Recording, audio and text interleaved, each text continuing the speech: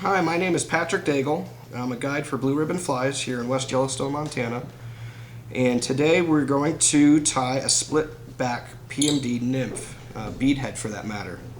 And as you can see here, we already have our hook with our bead on the shank. Our hook is a 320 Daigle, and our bead is a 5/64 black plated bead. And I'll begin simply by starting my thread approximately mid-shank and wrapping towards the rear, stopping approximately at the barb of the hook. At this point here, I'll grab my tailing material. My tailing material today is a dyed mallard flank feather, dyed wood duck. And we're going to prep that here. I'll bring it in so that you can see it. We'll lay that in right alongside the shank, measure it, lay that in place, come in behind and pinch, and with a couple thread wraps just simply lock that down right in place, just with 2 thread wraps. Now for the second part of this fly, we'll grab our rib material, which in this case will be 4X tippet material. Makes a nice clear rib. You wind that in with a few wraps and wind forward towards the eye of the hook. Winding over these materials will help also build up a little diameter to your abdomen as well. Okay, so we've got our tail and our rib. At this point here, we'll take our dubbing. Our dubbing of choice today is possum dubbing, rusty brown to be precise. And we'll take a nice little bit here and just kind of gently dub a sparse line or rope of dubbing for our abdomen. I think we need just a little bit more here.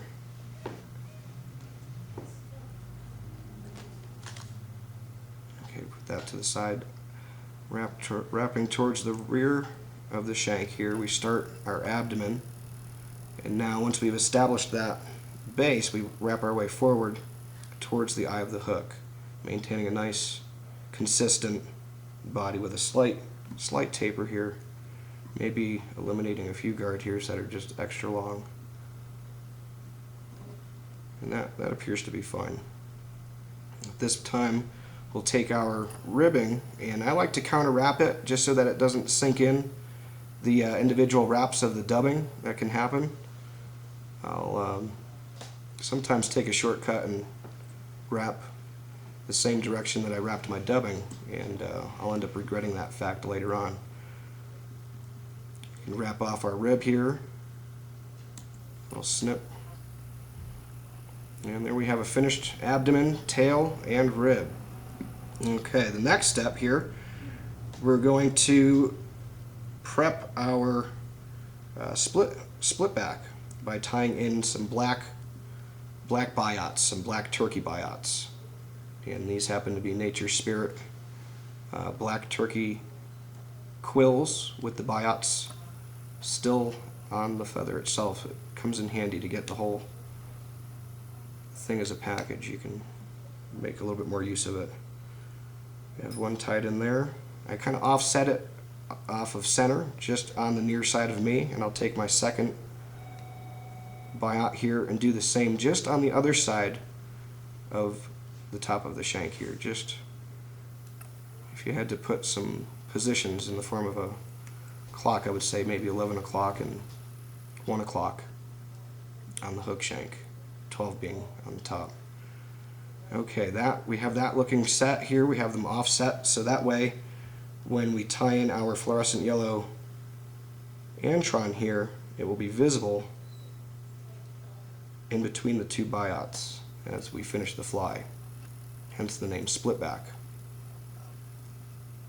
Wrap this in just with a few loose wraps.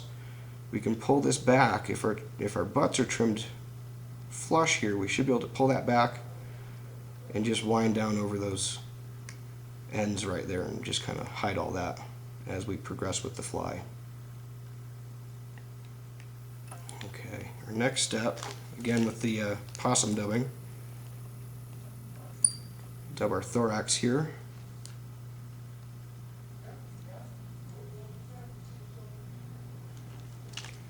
In this case, I like to start right behind the bead just to help center it, give it a little bit of fill, if you will, right behind that bead so it doesn't move around as much.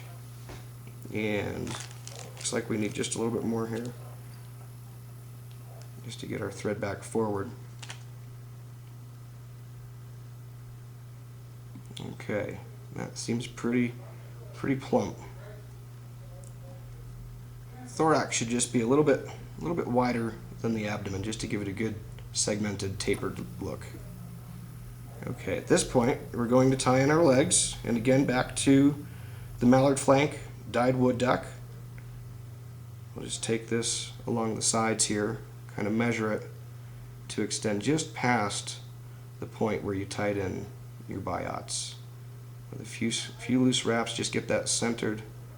Sometimes a little straightening is in order, or even another attempt for that matter.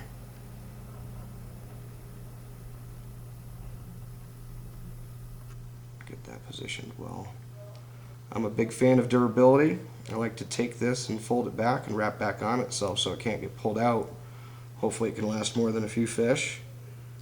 And we'll repeat this process on the near side of the shank here.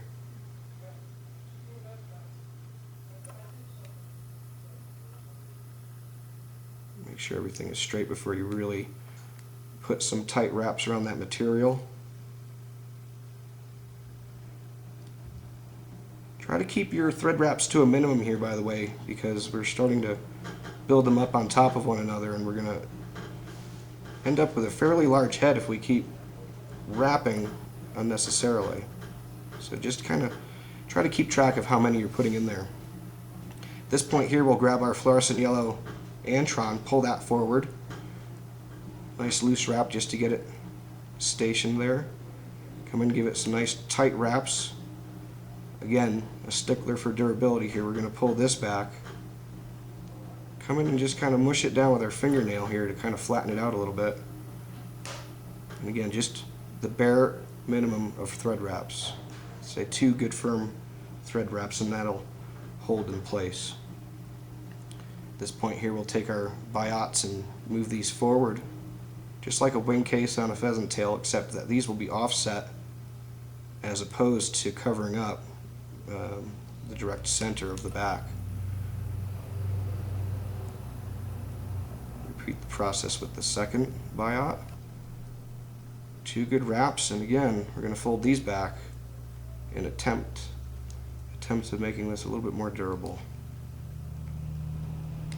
And at this point here, we can take our whip finisher, give this a good solid 6 turn whip finish, 6 or 7. Make sure that's good and snug. Come in here and trim our thread, snip my wing case, and there you have your split back PMD nymph.